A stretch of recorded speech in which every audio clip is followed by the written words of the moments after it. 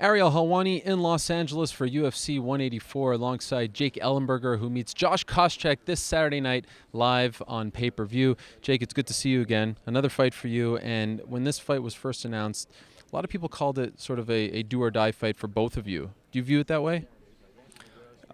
People can always, they can view things how they will. You know, I don't.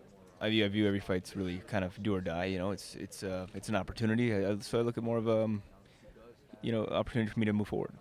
Are you anxious to erase the memory of Mexico? You know, you're coming back rather quickly after that fight.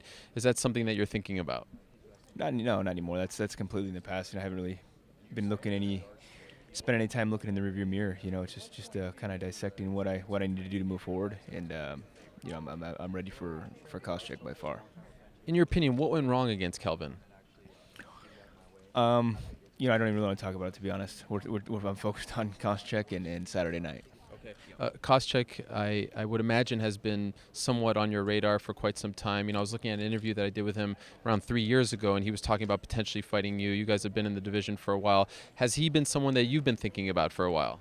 Yeah, you know, guy I've been wanting to fight for a while. We were scheduled at one time, didn't happen, but I was stoked when they brought him to me. You know, I didn't know if he was still fighting, to be honest, but it's good to finally be here.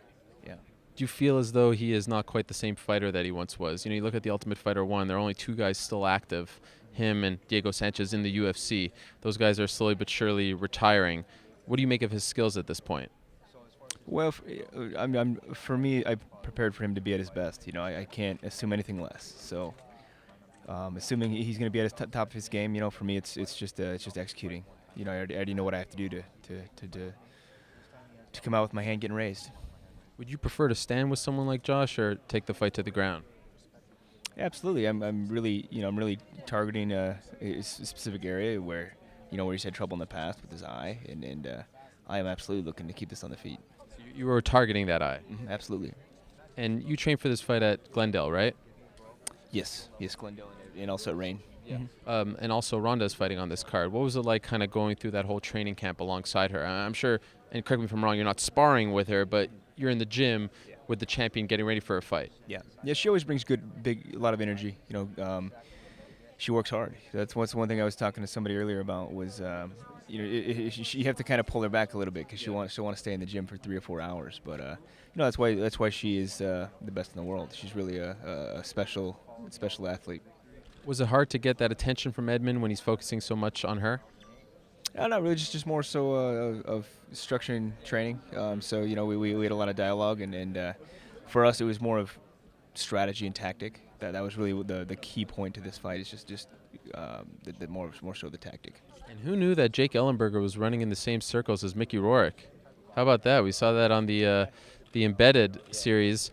He seems to be a big fan of yours, going to the fight as well. What's it like being around Mickey? Yeah, he's a nice guy. He's we had kind of shared some thoughts training, and just kept having some dialogue. But yeah, he's an interesting guy though. I've enjoyed getting to know him. Have you ever sparred him? Oh yeah, we have. Wow. A little bit. Yeah, Who gets the better of who? He's pretty quick. He's deceptive. He is. He's pretty good. Do you think he'll keep fighting? He just had a fight not that long ago in Russia. Yeah, I think he's going to try to do another one. I'm not sure, but it sounds like he's going to try to do another one. Yeah. Why don't you try to get him to do some MMA? Well, I don't think he has any interest in doing MMA. The takedown, the wrestling part, I don't think he is interested in that. So. Okay, let's end on this. And I know you don't want to talk about Kelvin, and I respect that very much. But it has been suggested that maybe, you're beating yourself in these fights. The mental side of the game. Is that accurate? And what are you doing to try to rectify that? I've had a lot of things that I've had to sit back and kind of understand. There's always the two battles that's going on. One with your opponent, one with yourself. I feel like, for me, is and overthinking. There's things that have kind of held me back a little bit in the past. So it's really we've completely dissected that, and the way we view this sport, especially combat sports in general, has changed completely. For me, it's much more of a combat situation. So it's a lot more. I view things a lot differently now. We've definitely made some adjustments in the last few weeks. Has someone helped you do that? Like, do you have a coach, a specific coach, a mental coach, psychologist, someone that helps you do this? Yeah, I've been working with a new guy, a friend of mine, and he's kind of opened my eyes to I would say a new a new alternate reality, if you will, a new What do you mean by that? a new perspective. Just I would say more of there's certain things that are really hard to kind of touch and train, and I would say it's really just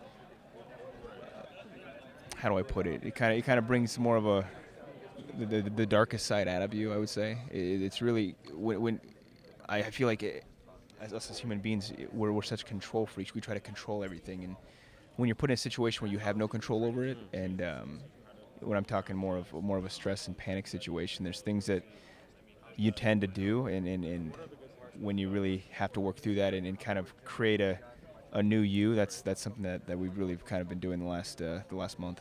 So do you feel like you are in a better place today than you were in your previous fights? I'm in a better place today than I've been in the last 10 years. Wow. Absolutely. Because of this? Absolutely. No question. All right. Looking forward to your return. Best of luck to you. Thanks, Ariel. Appreciate it.